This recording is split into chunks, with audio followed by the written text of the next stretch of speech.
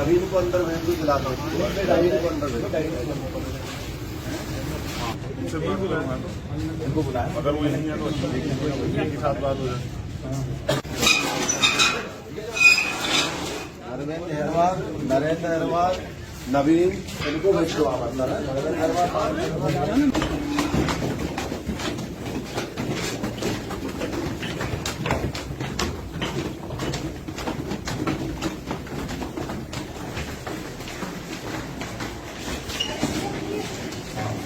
अरे मैडम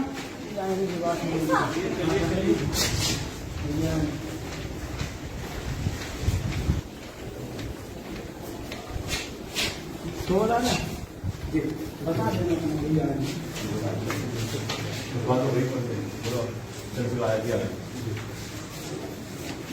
जवाब चलेगा।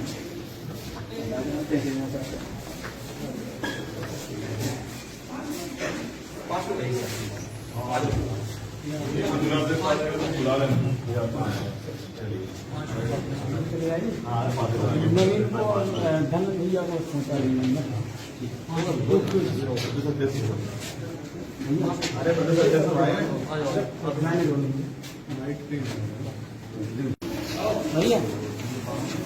मुझे एसपी के नेताओं को और उनकी पार्टी के सीनियर नेताओं को सोचना चाहिए कि अगर उनके विधायक ही कमजोर वर्ग के लोगों को सताने का काम करेंगे इन्हीं की वोट लेके, तो लोकतंत्र में इससे बड़ा जो त्रासदी तो कोई नहीं हो सकती कि उन्हीं का वोट लेके उन्हीं का कत्ल कराया जाए और उन्हीं का आरोपी का संरक्षण बीएसपी के विधायक करें, ये डरावना है।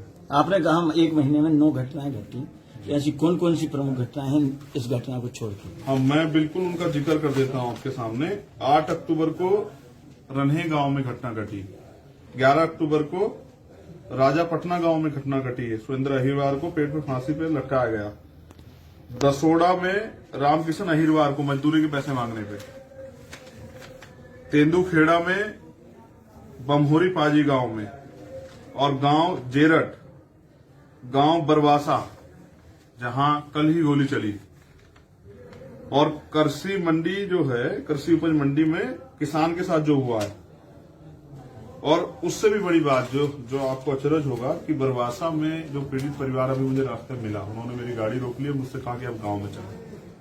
और उनका ये कहना है, मैं मीडिया के सामने ये कह रहा हूं, बकौल जो उनका स्टेटमेंट है कि उस गांव में कोई ऐसी बच्चे नहीं जिनको दबंग परेशान नहीं करते या उसकी इज्जत से खिलवाड़ करने का प्रयास नहीं करते। और ये आजाद भारत में दलितों के साथ हो रहा है। हमें सोचना चाहिए कि यहाँ के अधिकारी कुर्सी बैठ के क्या कर रहे हैं, वो किन के लिए कुर्सी बैठे हैं।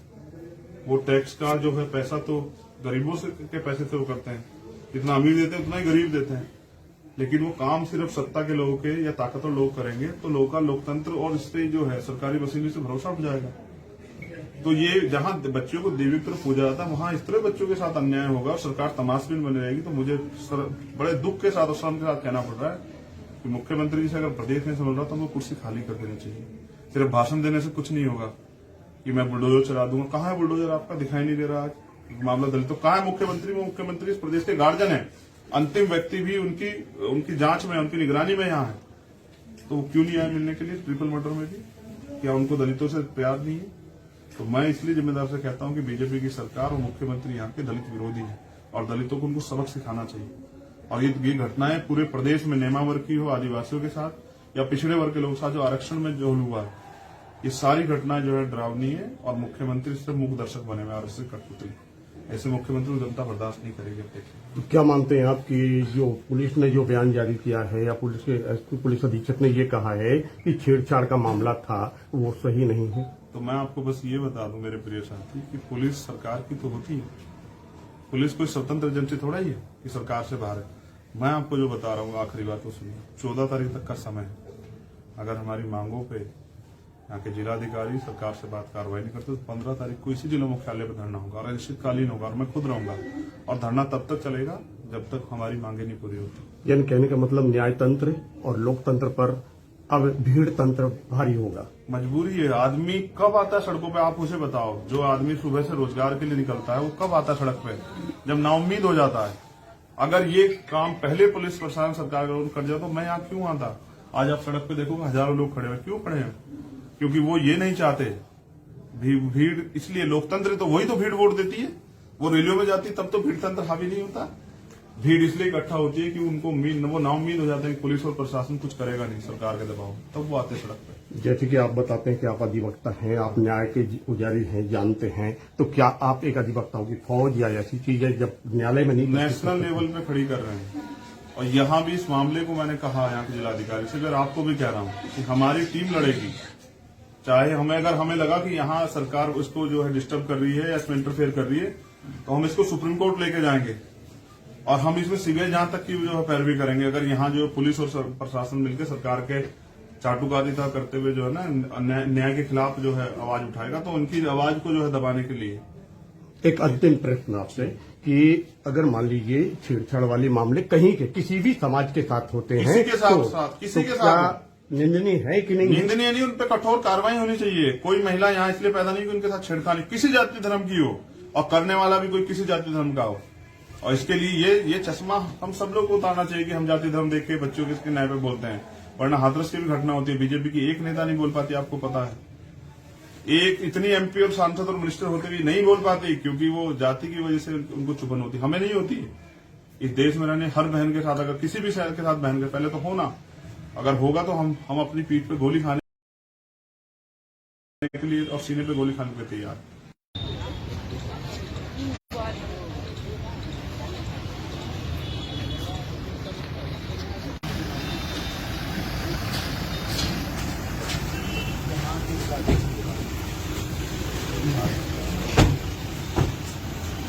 नवीन को अंदर भेज दो, दिलाता हूँ नवीन को अंदर भेज उनसे बात करूंगा तो इनको बुलाया, अगर वो नहीं है तो के साथ बात हो जाए। अरविंद अहरवाल, नरेंद्र अहरवाल, नवीन, इनको भेज दो आप अंदर। नरेंद्र अहरवाल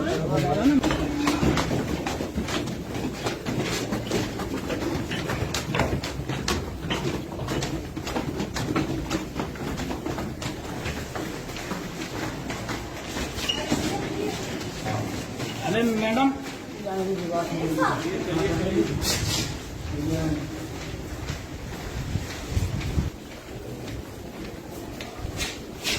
थोड़ा ना बता देना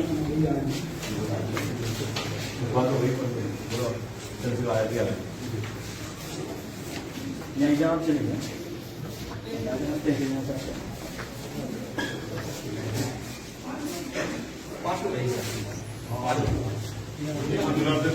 बुला लेना।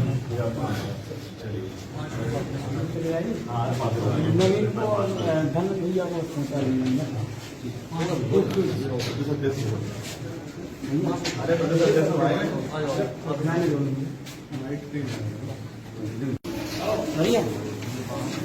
मुझे एसपी के नेताओं को और उनकी पार्टी के सीनियर नेताओं को सोचना चाहिए कि अगर उनके विधायक ही कमजोर वर्ग के लोगों को सताने काम करेंगे इन्हीं की वोट लेके, तो लोकतंत्र में इससे बड़ा जो त्रासदी तो कोई नहीं हो सकती कि उन्हीं का वोट लेके उन्हीं का कत्ल कराया जाए और उन्हीं का आरोपी का संरक्षण बीएसपी के विधायक करें। ये डरावना है। आपने कहा हम एक महीने में 9 घटनाएं घटी, ऐसी कौन कौन सी प्रमुख घटनाएं हैं इस घटना को छोड़ के? हाँ, मैं बिल्कुल उनका जिक्र कर देता हूँ आपके सामने। 8 अक्टूबर को रन्हे गांव में घटना घटी, 11 अक्टूबर को राजापटना गांव में घटना घटी है। सुरेंद्र अहिरवार को पेट पे फांसी पे लटकाया गया। दसोड़ा में रामकिशन अहिरवार को मजदूरी के पैसे मांगने पे। तेंदुखेड़ा में बमहोरी पाजी गांव में, और गांव जेरट, गांव बरवासा जहां कल ही गोली चली, और कृषि मंडी जो है कृषि उपज मंडी में किसान के साथ जो हुआ है। और उससे भी बड़ी बात जो आपको अचरज होगा कि बरवासा में जो पीड़ित परिवार अभी मुझे रास्ते में मिला, उन्होंने मेरी गाड़ी रोक ली और मुझसे कहा कि आप गांव में चलें। और उनका ये कहना है, मैं मीडिया के सामने ये कह रहा हूं, बकौल जो उनका स्टेटमेंट है कि उस गांव में कोई ऐसी बच्चे नहीं जिनको दबंग परेशान नहीं करते या उसकी इज्जत से खिलवाड़ करने का प्रयास नहीं करते। और ये आजाद भारत में दलितों के साथ हो रहा है। हमें सोचना चाहिए कि यहाँ के अधिकारी कुर्सी बैठ के क्या कर रहे हैं, वो किन के लिए कुर्सी बैठे हैं। वो टैक्स का जो है पैसा तो गरीबों से के पैसे से वो करते हैं, जितना अमीर देते हैं उतना ही गरीब देते हैं। लेकिन वो काम सिर्फ सत्ता के लोगों के या ताकतवर लोग करेंगे तो लोगों का लोकतंत्र और इस पे जो है सरकारी वसूली से भरोसा उठ जाएगा। तो ये जहां बच्चों को देवी की तरफ पूजा जाता है वहां इस तरह बच्चों के साथ अन्याय होगा और सरकार तमाशबीन बनी रहेगी। तो मुझे बड़े दुख के साथ और शर्म के साथ कहना पड़ रहा है कि मुख्यमंत्री जी से अगर प्रदेश नहीं संभल रहा तो उनको कुर्सी खाली कर देनी चाहिए। सिर्फ भाषण देने से कुछ नहीं होगा कि मैं बुलडोजर चला दूंगा। कहाँ है बुलडोजर? आपका दिखाई नहीं दे रहा आज मामला दलितों। कहाँ है मुख्यमंत्री? वो मुख्यमंत्री इस प्रदेश के गार्जियन है, अंतिम व्यक्ति भी उनकी जांच में, उनकी निगरानी में यहाँ है। तो वो क्यों नहीं आए मिलने के लिए ट्रिपल मर्डर में भी? क्या उनको दलितों से प्यार नहीं है? तो मैं इसलिए जिम्मेदार से कहता हूं कि बीजेपी की सरकार और मुख्यमंत्री यहाँ के दलित विरोधी है और दलितों को उनको सबक सिखाना चाहिए। और ये घटनाएं पूरे प्रदेश में नेमा वर्ग की हो, आदिवासियों के साथ या पिछड़े वर्ग के लोगों के साथ जो आरक्षण में जो हुआ है, ये सारी घटनाएं जो है डरावनी है और मुख्यमंत्री सिर्फ मुख्य दर्शक बने हुए आरएसएस कठपुतली। ऐसे मुख्यमंत्री को जनता बर्दाश्त नहीं करेगी। तो क्या मानते हैं आप कि जो पुलिस ने जो बयान जारी किया है या पुलिस अधीक्षक ने ये कहा है कि छेड़छाड़ का मामला था, वो सही नहीं है? तो मैं आपको बस ये बता दूं मेरे प्रिय साथी कि पुलिस सरकार की तो होती है। पुलिस कोई स्वतंत्र एजेंसी थोड़ा ही है कि सरकार से बाहर है। मैं आपको जो बता रहा हूँ आखिरी बात तो सुनिए। 14 तारीख तक का समय है। अगर हमारी मांगों पे यहाँ के जिलाधिकारी सरकार से बात कार्रवाई नहीं करते तो 15 तारीख को इसी जिला मुख्यालय पर धरना होगा और अनिश्चितकालीन होगा और मैं खुद रहूंगा और धरना तब तक चलेगा जब तक हमारी मांगे नहीं पूरी होती। यानी कहने का मतलब न्यायतंत्र और लोकतंत्र पर अब भीड़ तंत्र भारी होगा। मजबूरी है। आदमी कब आता है सड़कों पे? आप उसे बताओ। जो आदमी सुबह से रोजगार के लिए निकलता है वो कब आता है सड़क पे? जब नाउम्मीद हो जाता है। अगर ये काम पहले पुलिस प्रशासन सरकार कर जाए तो मैं यहाँ क्यों आता? आज आप सड़क पे देखोगे हजारों लोग खड़े हैं। क्यों खड़े हैं? क्योंकि वो ये नहीं चाहते भीड़। इसलिए लोकतंत्र तो वही तो भीड़ वोट देती है। वो रैलियों में जाती तब तो भीड़ तंत्र हावी नहीं होता।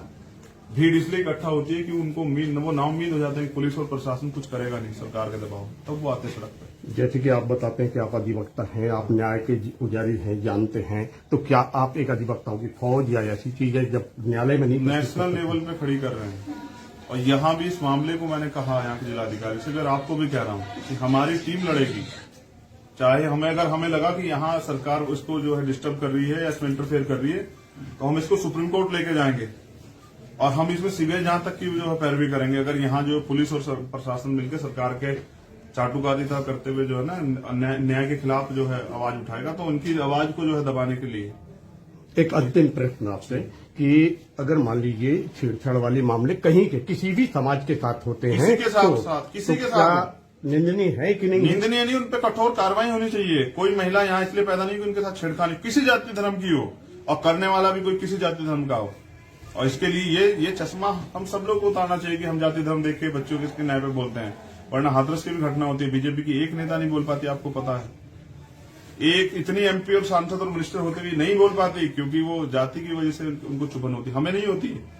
इस देश में रहने हर बहन के साथ, अगर किसी भी शहर के साथ बहन के पहले तो होना, अगर होगा तो हम अपनी पीठ पे गोली खाने के लिए और सीने पे गोली खाने के लिए तैयार।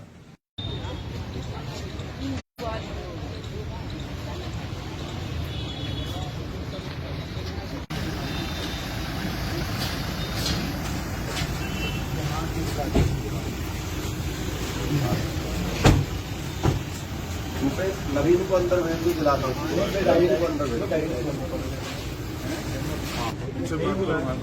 इनको बुलाया। अगर वो नहीं है तो एक ही साथ बात हो जाए। अरविंद अहरवाल, नरेंद्र अहरवाल, नवीन, इनको भेज दो आप अंदर। नरेंद्र अहरवाल मैडम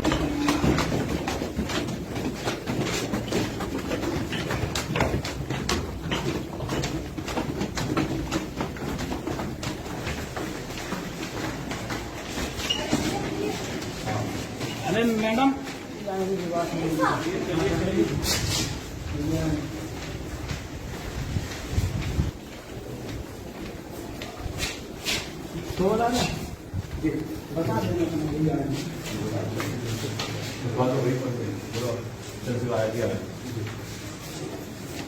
नहीं जवाब चलेगा।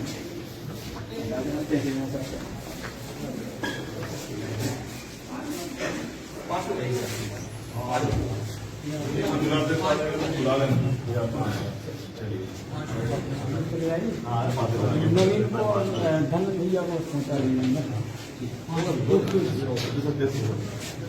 मुझे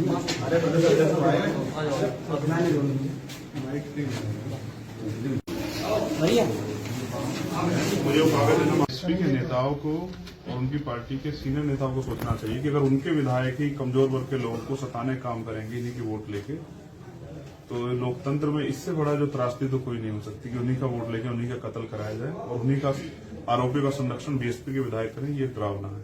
आपने कहा हम एक महीने में 9 घटनाएं घटी, ऐसी कौन कौन सी प्रमुख घटनाएं हैं इस घटना को छोड़ के? हाँ, मैं बिल्कुल उनका जिक्र कर देता हूँ आपके सामने। 8 अक्टूबर को रन्हे गांव में घटना घटी, 11 अक्टूबर को राजापटना गांव में घटना घटी है, सुरेंद्र अहिरवार को पेट पे फांसी पे लटकाया गया। दसोड़ा में रामकिशन अहिरवार को मजदूरी के पैसे मांगने पे, तेंदुखेड़ा में बमहोरी पाजी गांव में, और गांव जेरट, गांव बरवासा जहां कल ही गोली चली, और कृषि मंडी जो है, कृषि उपज मंडी में किसान के साथ जो हुआ है। और उससे भी बड़ी बात जो आपको अचरज होगा कि बरवासा में जो पीड़ित परिवार अभी मुझे रास्ते मिला, उन्होंने मेरी गाड़ी रोक ली और मुझसे कहा कि अब गांव में चले। और उनका ये कहना है, मैं मीडिया के सामने ये कह रहा हूं, बकौल जो उनका स्टेटमेंट है कि उस गांव में कोई ऐसी बच्चे नहीं जिनको दबंग परेशान नहीं करते या उसकी इज्जत से खिलवाड़ करने का प्रयास नहीं करते। और ये आजाद भारत में दलितों के साथ हो रहा है। हमें सोचना चाहिए कि यहाँ के अधिकारी कुर्सी बैठ के क्या कर रहे हैं, वो किन के लिए कुर्सी बैठे हैं।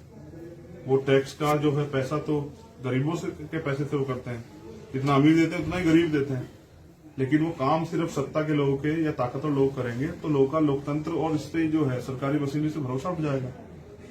तो ये जहां बच्चों को देवी की तरफ पूजा जाता है, वहां इस तरह बच्चों के साथ अन्याय होगा और सरकार तमाशबीन बनी रहेगी। तो मुझे बड़े दुख के साथ और शर्म के साथ कहना पड़ रहा है कि मुख्यमंत्री जी से अगर प्रदेश नहीं समझ रहा तो उनको कुर्सी खाली कर देनी चाहिए। सिर्फ भाषण देने से कुछ नहीं होगा कि मैं बुलडोजर चला दूंगा। कहाँ है बुलडोजर? आपका दिखाई नहीं दे रहा। आज मामला दलितों, कहाँ है मुख्यमंत्री? वो मुख्यमंत्री इस प्रदेश के गार्जियन है, अंतिम व्यक्ति भी उनकी जांच में, उनकी निगरानी में यहाँ है, तो वो क्यों नहीं आए मिलने के लिए ट्रिपल मर्डर में भी? क्या उनको दलितों से प्यार नहीं है? तो मैं इसलिए जिम्मेदार से कहता हूं कि बीजेपी की सरकार और मुख्यमंत्री यहाँ के दलित विरोधी है और दलितों को उनको सबक सिखाना चाहिए। और ये घटनाएं पूरे प्रदेश में नेमा वर्ग की हो, आदिवासियों के साथ या पिछड़े वर्ग के लोगों के साथ जो आरक्षण में जो हुआ है, ये सारी घटनाएं जो है डरावनी है और मुख्यमंत्री सिर्फ मुख्य दर्शक बने हुए और इससे कठपुतली। ऐसे मुख्यमंत्री को जनता बर्दाश्त नहीं करेगी। तो क्या मानते हैं आप कि जो पुलिस ने जो बयान जारी किया है या पुलिस अधीक्षक ने ये कहा है कि छेड़छाड़ का मामला था, वो सही नहीं है? तो मैं आपको बस ये बता दूं मेरे प्रिय साथी कि पुलिस सरकार की तो होती है। पुलिस कोई स्वतंत्र एजेंसी थोड़ा ही है कि सरकार से बाहर है। मैं आपको जो बता रहा हूँ आखिरी बात तो सुनिए, 14 तारीख तक का समय है। अगर हमारी मांगों पे यहाँ के जिलाधिकारी सरकार से बात कार्रवाई नहीं करते तो 15 तारीख को इसी जिला मुख्यालय पर धरना होगा और अनिश्चितकालीन होगा और मैं खुद रहूंगा और धरना तब तक चलेगा जब तक हमारी मांगे नहीं पूरी होती। यानी कहने का मतलब न्यायतंत्र और लोकतंत्र पर अब भीड़ तंत्र भारी होगा। मजबूरी है। आदमी कब आता है सड़कों पे? आप उसे बताओ। जो आदमी सुबह से रोजगार के लिए निकलता है वो कब आता है सड़क पे? जब नाउम्मीद हो जाता है। अगर ये काम पहले पुलिस प्रशासन सरकार कर जाए तो मैं यहाँ क्यों आता? आज आप सड़क पे देखोगे हजारों लोग खड़े हुए। क्यों खड़े हैं? क्योंकि वो ये नहीं चाहते भीड़। इसलिए लोकतंत्र तो वही तो भीड़ वोट देती है। वो रैलियों में जाती तब तो भीड़ तंत्र हावी नहीं होता। भीड़ इसलिए इकट्ठा होती है कि उनको वो नाउम्मीद हो जाते हैं कि पुलिस और प्रशासन कुछ करेगा नहीं सरकार के दबाव, तब वो आते सड़क पे। जैसे कि आप बताते हैं कि आप अधिवक्ता हैं, आप न्याय के पुजारी हैं, जानते हैं, तो क्या आप एक अधिवक्ताओं की फौज या ऐसी चीज है जब न्यायालय में नहीं नेशनल लेवल पे खड़ी कर रहे हैं? और यहाँ भी इस मामले को मैंने कहा यहाँ के जिलाधिकारी से, अगर आपको भी कह रहा हूँ कि हमारी टीम लड़ेगी, चाहे अगर हमें लगा कि यहाँ सरकार इसको जो है डिस्टर्ब कर रही है या इसमें इंटरफेयर कर रही है तो हम इसको सुप्रीम कोर्ट लेके जाएंगे और हम इसमें सीबीआई जांच तक की जो है पैरवी करेंगे। अगर यहाँ जो पुलिस और प्रशासन मिलकर सरकार के चाटुकारिता करते हुए जो है ना न्याय के खिलाफ जो है आवाज उठाएगा तो उनकी आवाज को जो है दबाने के लिए। एक अंतिम प्रश्न आपसे कि अगर मान लीजिए छेड़छाड़ वाले मामले कहीं के किसी भी समाज के साथ होते हैं, किसी के साथ निंदनीय है कि नहीं? निंदनीय नहीं, उन पर कठोर कार्रवाई होनी चाहिए। कोई महिला यहाँ इसलिए पैदा नहीं कि उनके साथ छेड़खानी किसी जाति धर्म की हो और करने वाला भी कोई किसी जाति धर्म का हो। और इसके लिए ये चश्मा हम सब लोग को उतारना चाहिए कि हम जाति धर्म देख के बच्चों के न्याय पे बोलते हैं, वरना हाथरस की भी घटना होती है। बीजेपी की एक नेता नहीं बोल पाती, आपको पता है। एक इतनी एमपी और सांसद और मिनिस्टर होते हुए नहीं बोल पाती क्योंकि वो जाति की वजह से उनको चुभन होती। हमें नहीं होती। इस देश में रहने हर बहन के साथ, अगर किसी भी शहर के साथ बहन के, पहले तो होना अगर होगा तो हम अपनी पीठ पे गोली खाने के लिए